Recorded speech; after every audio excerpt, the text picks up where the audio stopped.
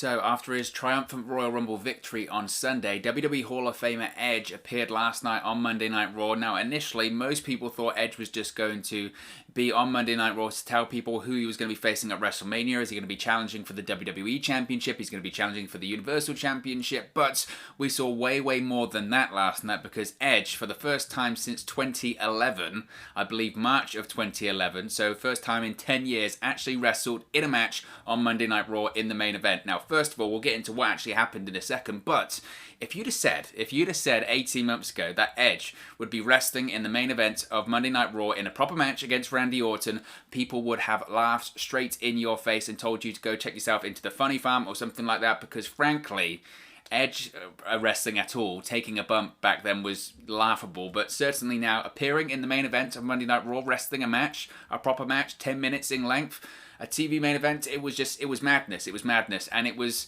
regardless of the match itself, regardless of what happened, regardless of the creative and the storyline plans or scrap plans behind it, which we'll touch on, it was just another example, right? Never, ever, ever give up, because 18 months ago, 2 years ago, even the idea that Edge could be competing inside of a WWE ring, let alone winning the Royal Rumble, going on to WrestleMania, challenging for a World Championship again, wrestling in main events of Monday Night Raw, was just, it wasn't even, I mentioned it was laughable, it was more than that, it was impossible. And the fact that we saw what we saw last night and what we saw on Sunday, it's incredible to see. It really was incredible to see, and it's another nice reminder to keep persevering despite the odds that are stacked against you. That was nice to see. But Edge did return last night on Monday Night Raw, and he faced off against Randy Orton, as I mentioned, in the main event of the show, in a way to finish their over year-long feud at this point. So, Edge and Randy Orton's year-long WWE feud ended last night on Monday Night Raw as the Rated R Superstar, what was hyped to be their last ever match together, when a dribbling, Alexa Bliss appeared on the turnbuckle, dribbling sort of black fluid out of her mouth, distracted Randy Orton, which allowed Edge to hit the match-winning spear. Now, I know what you're thinking. This was very, very last minute. This seemed to come out of nowhere, and it did. Now, this was an improvised end to the feud that was originally supposed to finish at WrestleMania 37 for about 12 months, to be honest. Well, at least the last 6 months or longer, ever since Edge has been on the shelf with his triceps injury that he suffered at Backlash last year. We'd heard all of these reports and rumours that Edge was going to come back. He was going to be facing Randy Orton at WrestleMania. At one point, it was even going to be for the WWE Championship. That's why Randy Orton won the WWE Championship in October at Hell in a Cell against Drew McIntyre. It was considered the thing that was the most locked in for WrestleMania 37, regardless of the location or not. Edge Randy Orton 3 was going to be happening at WrestleMania. Now, initially last year, the plans were to have Edge versus Randy Orton, last man standing match at WrestleMania 36. That happened from the Performance Center. We were then going to have the second match, the greatest wrestling match ever at Backlash. Randy Orton won that one. And then before Edge got injured, the third match was going to happen at SummerSlam. Well, of course, Edge got injured in that second match, so Vince McMahon thought, doesn't matter, we'll have the rematch at WrestleMania 37, we'll have the final match in the trilogy, that's a lock, that's what we're going to do. But things doesn't happen that way. We've seen on SmackDown recently, the phrase has been card subject to change, and card has been very much subject to change when it comes to the Rated R Superstar and his plans for WrestleMania 37. Now, Dave Meltzer has revealed on today's episode of Wrestling Observer Radio that the initial plan, as we mentioned, was for Edge and Orton to work an I Quit match at WrestleMania 37 in April. However, the Rated R Superstar himself, the WWE Hall of Famer Edge, came up with the idea of returning from injury, winning the Royal Rumble, and potentially winning a World Championship. So WWE needed to find a way to get out of this Randy Orton storyline. So what did they do? They continued with this Fiend, Alexa Bliss, and Randy Orton storyline that's been going on the last few months on Monday Night Raw. Now, as previously reported, and we spoke about it on the news video we dropped earlier today, Edge is expected to face WWE Universal Champion Roman Reigns at WrestleMania 37 in April. Now, at this moment of time, there's no word on yet who Randy Orton might face at WrestleMania.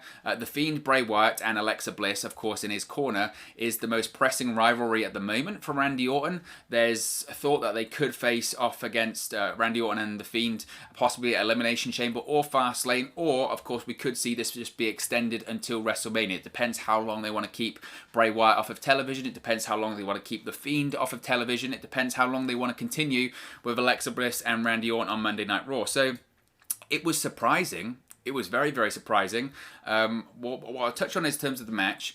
The match itself was fine. I don't think it was the the culmination of the rivalry that was expected. Look, it was kind of a backwards rivalry, frankly, if you think about it. The first match they have is a last man standing match. That was the first match they have in the rivalry, which made sense because of the personal animosity. The second match was a singles match, but it was hyped up as the greatest wrestling match ever. And then the third match was just a TV main event on Raw. Surely it should be the other way around. Surely the first match should be a TV main event. The second match should be the greatest wrestling match ever, a sort of semi-cinematic wrestling match, spectacle, but it wasn't that cinematic in fairness, but there were cinematic elements. That's how Edge tore his tricep in a pickup spot. And then the third match should be a last man standing match. So it was kind of a backwards booked rivalry, but it was very odd just the way they did it. It was just midway through, I think, the first hour of the show, they just randomly went, oh, and by the way, Edge is going to be facing Randy Orton in the main event of Monday Night Raw tonight. And everyone on social media and at home went, what? What? Edge is going to be wrestling on Raw for the first time in 10 years? They're going to be finishing this rivalry with Randy Orton tonight? What?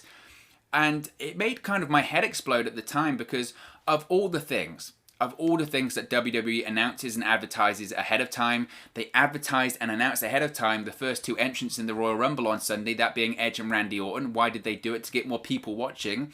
When Daniel Bryan was medically cleared from injury way back in 2018, what did they do? They announced it ahead of time. So many great surprises and return WWE have spoiled over the last few years because they've wanted to get people to tune into the product. They want it to trend on social media. They want people to say, you know what, I wasn't going to watch Raw tonight because frankly nothing ever happens and it's a very boring show. Oh wait, this is happening, I'll tune in.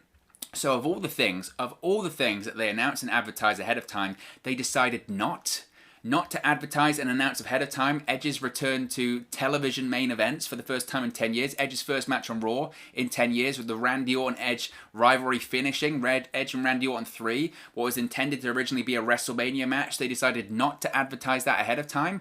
Are you kidding me? Are you kidding me? It makes no sense whatsoever. No sense whatsoever.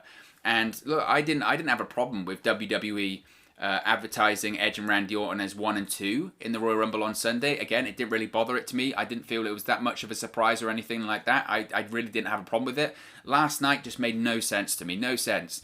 And initially, my initial reaction to it was, well, if they're not advertising this ahead of time, then they're not going to do it. They're not going to do it. If you saw Edge walk out at the start of the show, he was limping heavily. He looked pretty banged up from wrestling nearly an hour on Sunday. Now you could say, oh, maybe that was just selling. I think it's legitimate. I mean, this is a guy that hasn't had a match in 7 months. He had a torn triceps prior to that. You know, he's been pretty banged up, and just to go from 0 to 100 and wrestle nearly 60 minutes, that's a big ask for anyone. So, let alone someone who's 47 years of age. So he came out, and I thought, okay, he's pretty banged up. And the way that he was limping when they announced this Edge Randy Orton 3 main event, I thought there's no chance this is happening. No chance. It's just going to be an angle. We're going to have the Fiend return to television. We'll probably see what we saw with Randy Orton versus Triple H a couple of weeks ago. It was the same thing. They didn't advertise Edge and Randy Orton versus Triple H ahead of time because they didn't really deliver it. It was a couple of minutes, a bit of a brawl, and then they had the angle of Alexa Bliss and the Fireball and all that kind of stuff. So I thought, we're going to see something similar. That's what we're going to see here. There's no way they'll do the match. They did the match. It was a good match. I don't know if it was as good as their other matches, but it was a TV main event with adverts, so you're limited. You're always going to be limited in TV main events as opposed to pay-per-view main events. But I was stunned. I was absolutely stunned that they decided to go through with it. I mean, why? It doesn't make any sense to me. It really doesn't. I think, look at the competition. You know, over the course of the last couple of months, of course, you've had the NFL, college football, all that kind of stuff. Raw has been beaten down heavily when it comes to the ratings and it comes to viewership. December saw their record low, 1.6 million live viewers on average across 3 hours.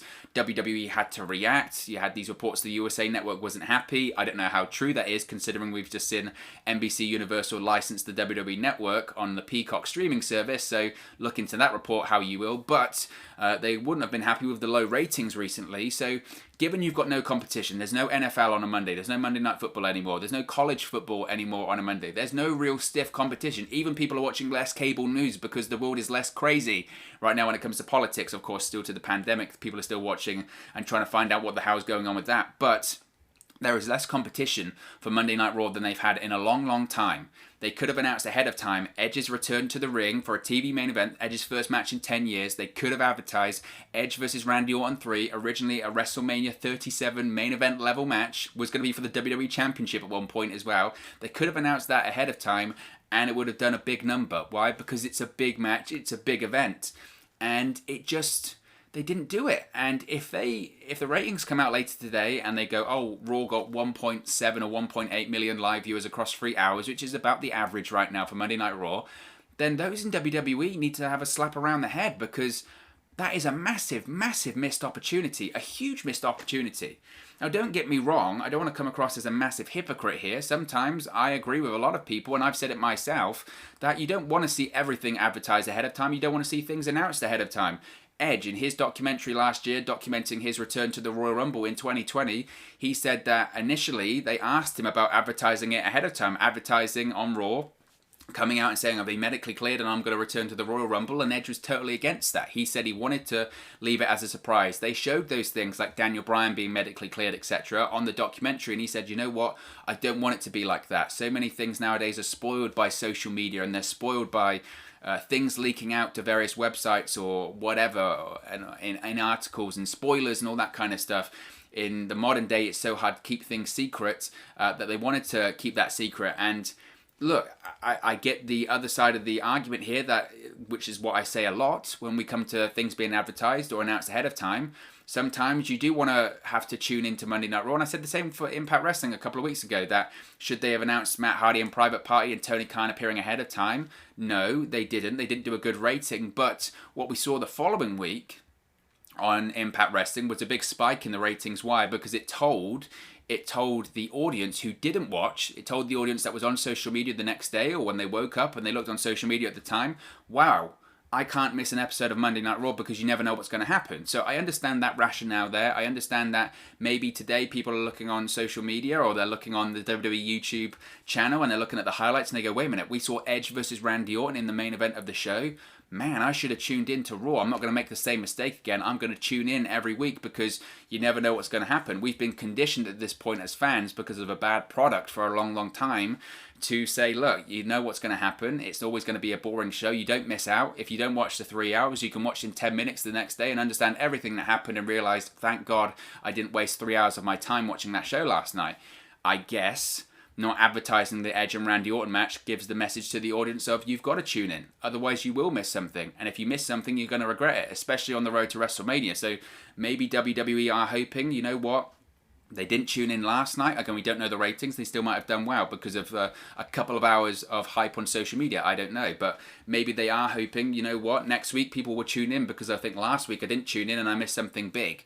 But unfortunately, I think most likely, if people do think that and they tune in next week, they're not going to get an Edge versus Randy Orton TV main event again, because they're not. This seems like a very rare situation right now. So I don't know.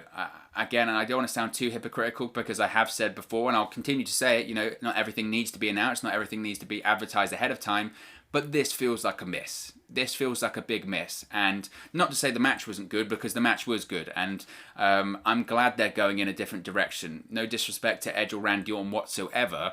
But we've seen the match a couple of times now, and we've seen the match before that as well. We've seen Edge versus Randy Orton previously in the WWE, before even Edge came back. And when it came to Edge and Randy Orton at the time, I had to be sold on it initially. I think the story was beautifully told last year. It was absolutely fantastic. But my initial response was, Randy Orton, Edge, really? I get their history. I understand their history. They're veterans and they've done so much in WWE. But part of the allure of having Edge come back after this miraculous recovery was facing people of the current generation that Edge hasn't faced off against before. I think that's the thing that everyone was very excited to see. You know, Edge comes back, and Edge essentially being on the shelf for nearly 10 years means he missed a generation of superstars, which he's never faced off against. So once Edge returned to the ring, suddenly there was lots of excitement that potentially Edge could face off against a Seth Rollins. Edge could face off against a Roman Reigns. Edge could face off once again against a Drew McIntyre, although I think he probably has faced off against Drew McIntyre before. But that group of people, even a Damian Priest came back